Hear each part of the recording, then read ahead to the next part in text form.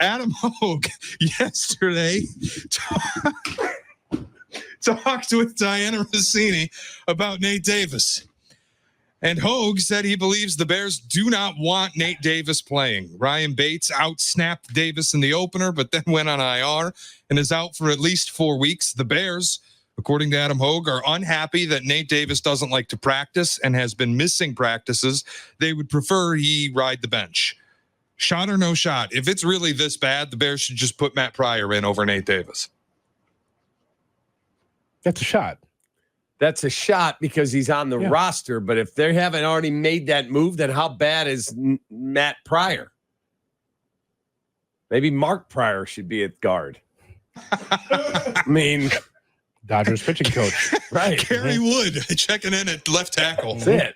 I mean, if they haven't already made that move, now maybe they have internally. They go back to practice today. Yes. So the cool thing will be to find out if the microphone and pad club up there report, oh, Matt Pryor was with the ones today. Mm-hmm. That'd be great. Yeah. Because I can tell you, if I was coaching up there, Nate Davis, I would do everything I possibly could to motivate that kid through fear, embarrassment, whatever. Well, who's the big dude on the sideline that's in street clothes? A guy who doesn't want to practice. Yeah. That's why I asked you in 5 burning questions about Nate Davis and whether or not you would, again, as I put the question, not that you would make him inactive, but he wouldn't start. Well, I said to you, if I could make him inactive, but who else do I have? That's the problem. You got a numbers game problem. Larry Borum's on injured reserve. Ryan Bates is on injured reserve. So I got Matt Pryor. Who else do I have on that offensive line? I got a rookie. You cut Jatiri Carter. And Magaje is not healthy, right? No, he's coming back, but he's not ready. So what? And Bill Murray and Doug Kramer. That's it. Yeah.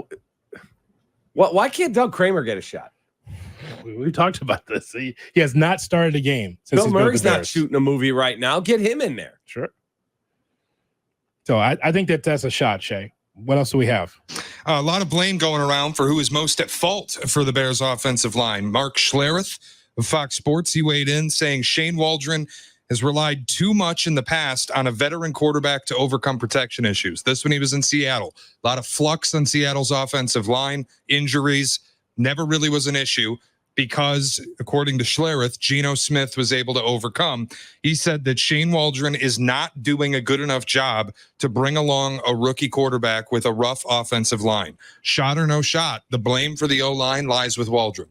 That's a shot, partial shot. Part of it, yes. Because these are highly compensated gentlemen. I mean, they pay a lot of money to Nate Davis. He's making $10 million a year. Now, he may not be the highest paid guard in the league, but $10 million, show some pride, man. I don't care if they're paying you $1. If you're going to do the job, either live life all in or get out. Why are we wasting everybody's time? Darnell Wright was the 10th pick in the first round. He was horrible the other night. He looks to me like he's regressed. Yeah, that's all right. But that's just the game, Cap.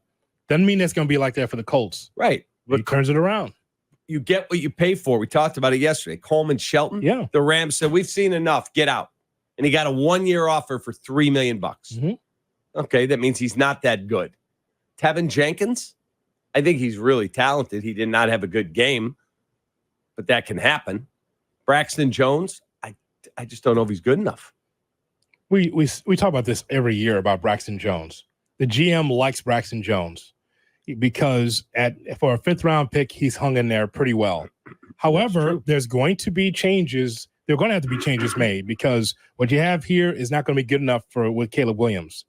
Not for the long haul. You hope that they can put it together with Scotch tape and Elmer's glue and keep this thing together all season where it gets better as you move on. But as far as the talent, no, you're going to upgrade that in the offseason. You definitely are. When Nate Davis was out during training camp, who was in his place? Ryan Bates. But he's injured now, right? Yeah, he's injured on at least 4-week IR. Along with Larry Borum, also out. So, yeah, that was the issue. But, and again, it's not minutia. It's fact. You want your quarterback to be protected. It has to happen. But you're going to have to go double tight ends. You're going to have 2 tight ends in there. You're going to have to run the ball downhill instead of running DeAndre Swift, trying to get him out on the edge, and you don't have elite tackle play going on right now. You're going to have to. Yeah, all hands on deck to be able to make positive plays offensively. Agreed. All hands on deck. All hands. It has to happen. And one of the reasons why Cap talks about the 2 tight ends is because in this scenario, I still think the fullback matters to be able to block and chip and do some things out there. Blasting game's not 100% either. He's also hurt. Yeah, he's banged up. Yeah, so correct. So that's an issue. All right, Shay, I know we got more. Go ahead. Yeah, I have a personal dilemma this weekend. I'm going to be off the next 2 days because I have, unbelievably, 2 weddings this weekend, Friday and Saturday, both in Michigan. I'm heading back there tomorrow, which means, Hoodie, Saturday night during my team's game against Boston College, shout out Tom Waddle, and during Tennessee, Oklahoma, I'm going to be stuck at a wedding reception. Mm-hmm. Shot or no shot, it is acceptable for me to bring multiple devices to stream games at the wedding reception. Wow. I mean, I can't go against you there. I'm the guy that we go to dinner with people, and I got 2 phones going so I can do my recaps. I mean, and my wife supports it, so I'm good. So I can't tell you not to do that. Now, my question to you is, who are the 2 weddings?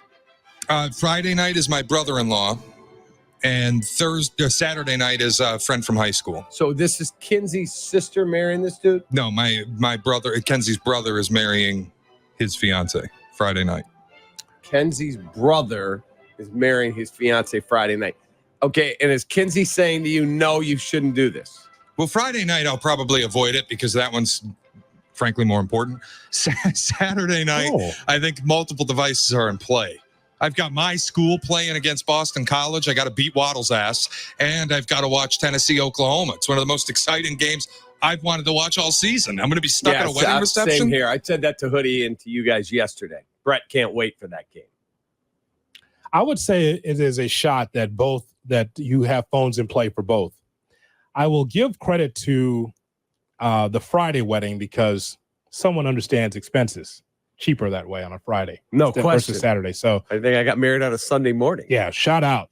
And he's like, we're not paying for a Saturday night wedding. Yeah. We paid for ours. Yeah, that's a shout out. That's a heady play when you can get it done on a Friday. But I think that, listen, when you're at the table, you're just looking around. Sometimes you're stuck at a table, you don't know anyone. You can be friendly, but at the same time, it's okay because everyone else is looking at their phone. So why can't you? They can look at it for text messages. You can look at it for college football. If you're Shay, right? Correct. Everyone's looking at their phone anyway. So I think it's in play. He could do both. Well, let me ask a question. What time is the kickoff? The game is at 7, right?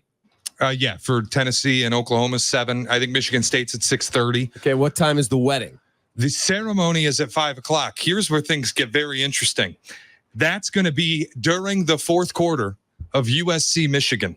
If that game is close, and is it totally out of line if I've got it down under the pew on my phone Under the during pew. the ceremony? Wow. I mean, you can't have the volume. That's for sure. You just hear first down USC, and I'm like, yes, in the middle of the ceremony. I'm all in with you, man. You got to be discreet about it. Like when I go to dinner and we're with another couple and I got to watch the game, I don't set the phone right on the table with the volume on and there's Doug Shambi. Yeah, no.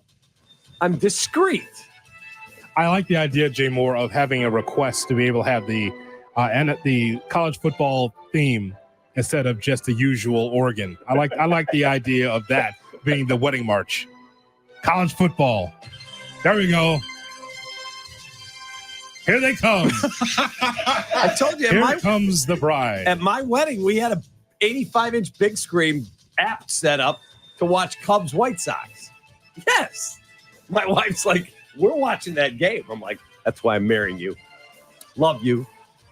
That is Shot or No Shot right here on Kap and J Hood. And coming up, we've got Around the NFL / Power Rankings. That's coming up next right here on Chicago's Home for